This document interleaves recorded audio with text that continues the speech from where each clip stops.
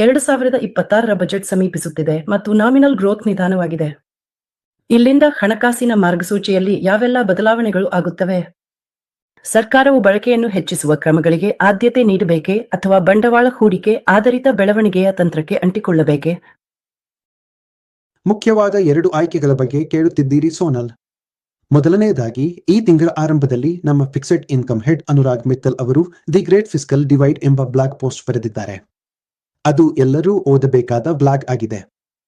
ಅವರ ಆ ಬ್ಲಾಗ್ ಅನ್ನು ನಮ್ಮ ವೆಬ್ಸೈಟ್ನಲ್ಲಿ ಓದಬಹುದು. ಆದರೆ ಆ ಬ್ಲಾಗ್ ನಿಮಗೆ ತಿಳಿಸುವ ವಿಷಯವು ನಾವು ಅಮೆರಿಕದ ಬಗ್ಗೆ ಹಿಂದೆ ಚರ್ಚಿಸಿರುವ ವಿಷಯಕ್ಕಿಂತ ತುಂಬಾ ವಿಭಿನ್ನವಾಗಿದೆ.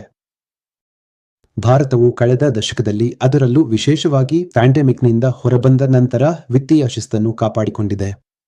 ನೀವು ಬಲಭಾಗದಲ್ಲಿನ ಕೇಂದ್ರ ಸರ್ಕಾರದ ಡೆಟ್ ಟು ಜಿಡಿಪಿ ಅನುಪಾತವನ್ನು ನೋಡಿದರೆ ಅದು 2016ರಿಂದ 2020ರವರೆಗೆ ಬಹಳ ಸಮತಟ್ಟಾಗಿರುವುದನ್ನು ಗಮನಿಸಬಹುದು. ಈಗಾಗಲೇ ಹೇಳಿದಂತೆ ನಾವು ಶಿಸ್ತು ಕಾಪಾಡಿಕೊಂಡಿದ್ದೇವೆ. ಇಲ್ಲಿ ಕೇವಲ ಕೇಂದ್ರದ ಬಗ್ಗೆ ಹೇಳುತ್ತಿದ್ದೇವೆ, ರಾಜ್ಯಗಳ ಬಗ್ಗೆ ಅಲ್ಲ. ಆಮೇಲೆ ಪ್ಯಾಂಡಮಿಕ್ ಬಂತು, ಫಿಸ್ಕಲ್ ಡೆಫಿಸಿಟ್ ಹೆಚ್ಚಾಯಿತು. ಆದ್ದರಿಂದ ನಿಮ್ಮ ಡೆಟ್ ಟು ಜಿಡಿಪಿ ಅನುಪಾತವು 60.7% ಏರಿಕೆ ಕಂಡಿತು. ಆದರೆ ಅಂದಿನಿಂದ ಪ್ರತಿ ವರ್ಷವೂ ಭಾರತ ತನ್ನ ಫಿಸ್ಕಲ್ ಡೆಫಿಸಿಟ್ ಅನ್ನು ಗರಿಷ್ಠ ಮಟ್ಟದಿಂದ, ಅಂದರೆ ಸುಮಾರು 9ಕ್ಕೂ ಹೆಚ್ಚು ಶೇಕಡಾದಿಂದ ಕಡಿಮೆ ಮಾಡುತ್ತಾ ಬಂದಿದೆ. ಈ ವರ್ಷ ಅದು ಜಿಡಿಪಿಯ ಸುಮಾರು 4.3ರಿಂದ 4.4ರಷ್ಟಿರಬಹುದು ಎಂದು ನಾವು ಅಂದಾಜಿಸುತ್ತಿದ್ದೇವೆ. ಹೀಗೆ ನಾವು ಫಿಸ್ಕಲ್ ಡೆಫಿಸಿಟ್ ಅನ್ನು ಗಮನಾರ್ಹವಾಗಿ ಕಡಿಮೆ ಮಾಡಿದ್ದೇವೆ ಮತ್ತು ಈಗ ಸರ್ಕಾರವು ಡೆಟ್ ಟು ಜಿಡಿಪಿ ಅನುಪಾತವನ್ನು ಕಡಿಮೆ ಮಾಡುವತ್ತ ಗಮನ ಕೇಂದ್ರೀಕರಿಸಲು ಮುಂದಾಗಿದೆ. ಹಣಕಾಸು ವರ್ಷ 31ರ ವೇಳೆಗೆ ಸರ್ಕಾರವು ಡೆಟ್ ಟು ಜಿಡಿಪಿಯನ್ನು ಸುಮಾರು 50% ತರುವ ಗುರಿಯನ್ನು ಹೊಂದಿದೆ. ಅಮೆರಿಕಾದಲ್ಲಿ ಡೆಟ್ ಟು ಜಿಡಿಪಿ ಹೆಚ್ಚಾಗುವ ನಿರೀಕ್ಷೆ ಇದ್ದರೆ, ಭಾರತದಲ್ಲಿ ಅದು ಕಡಿಮೆ ಇರುವ ಅಥವಾ ಇನ್ನಷ್ಟು ಕಡಿಮೆಯಾಗುವುದನ್ನು ನಿರೀಕ್ಷಿಸುತ್ತಿದ್ದೇವೆ. ಫಿಸ್ಕಲ್ ಡೆಫಿಸಿಟ್ ಗಮನಾರ್ಹವಾಗಿ ಕಡಿಮೆಯಾಗಬಹುದು ಅಥವಾ ಆಗದಿರಬಹುದು, ಆದರೆ ಡೆಟ್ ಟು ಜಿಡಿಪಿ ಖಚಿತವಾಗಿ ಕಡಿಮೆಯಾಗುತ್ತಾ ಹೋಗುತ್ತದೆ. ಸರ್ಕಾರದ ಯೋಜನಾ ಕ್ರಮ ಇದಾಗಿದೆ. ಆದ್ದರಿಂದ ಅಮೆರಿಕ ಅಥವಾ ಇತರ ಪ್ರದೇಶಗಳಲ್ಲಿ ಪರಿಸ್ಥಿತಿ ಹೇಗಿದ್ದರೂ ಭಾರತವು ತನಗಾಗಿ ವಿನ್ಯಾಸಗೊಳಿಸಿದ ಯೋಜನೆ ಮತ್ತು ವಿಧಾನದ ಪ್ರಕಾರ ಹಣಕಾಸಿನ ಶಿಸ್ತನ್ನು ಕಾಯ್ದುಕೊಳ್ಳುತ್ತದೆ. ವೆಚ್ಚದ ವಿಭಜನೆಗೆ ಸಂಬಂಧಿಸಿದಂತೆ, ಇಷ್ಟು ಕಡಿಮೆ ಸಮಯದಲ್ಲಿ ತೆರಿಗೆಗಳ ಮೂಲಕ ಎಷ್ಟು ಆದಾಯವನ್ನು ಸಂಗ್ರಹಿಸಬಹುದು ಎಂಬುದರ ಮೇಲೆ ಅದು ಅವಲಂಬಿತವಾಗಿರುತ್ತದೆ.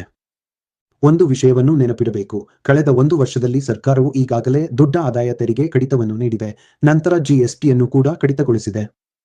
ಈ 2 ಪ್ರಯೋಜನಗಳು ಗ್ರಾಹಕರಿಗೆ ನೇರವಾಗಿ ಸಿಗುತ್ತವೆ ಮತ್ತು ಈ ನಿಟ್ಟಿನಲ್ಲಿ ಸರ್ಕಾರವು ಬಳಕೆಯನ್ನು ಉತ್ತೇಜಿಸಲು ಈಗಾಗಲೇ ಸಾಕಷ್ಟು ಕ್ರಮಗಳನ್ನು ಕೈಗೊಂಡಿದೆ.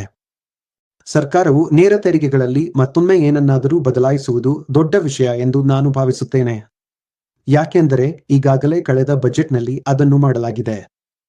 ಹಾಗಾಗಿ ಸರ್ಕಾರವು ಈ ಶಿಸ್ತನ್ನು ಕಾಯ್ದುಕೊಳ್ಳುತ್ತದೆ ಮತ್ತು ಗ್ರಾಹಕರ ಬಳಿ ಹಣವನ್ನು ಉಳಿಸಲು ಸಾಧ್ಯವಿರುವ ಎಲ್ಲವನ್ನೂ ಮಾಡುತ್ತದೆ.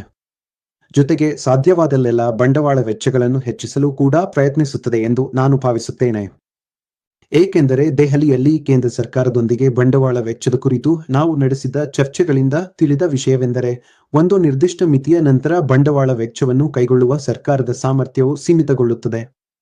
ಸರ್ಕಾರವು ಪಿಎಲ್ಐ ಮೂಲಕ ಮಾಡಿದಂತೆ ಖಾಸಗಿ ವಲಯಕ್ಕೆ ಬಂಡವಾಳ ವೆಚ್ಚ ಮಾಡಲು ಪ್ರೋತ್ಸಾಹ ನೀಡಬಹುದು.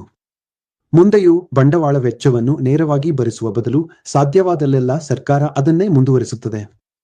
ಏಕೆಂದರೆ ಸದ್ಯದಲ್ಲಿ ಸರ್ಕಾರವು ಬಂಡವಾಳ ವೆಚ್ಚ ಮಾಡಬಹುದಾದ ವಲಯಗಳ ಸಂಖ್ಯೆ ಸೀಮಿತವಾಗಿದೆ.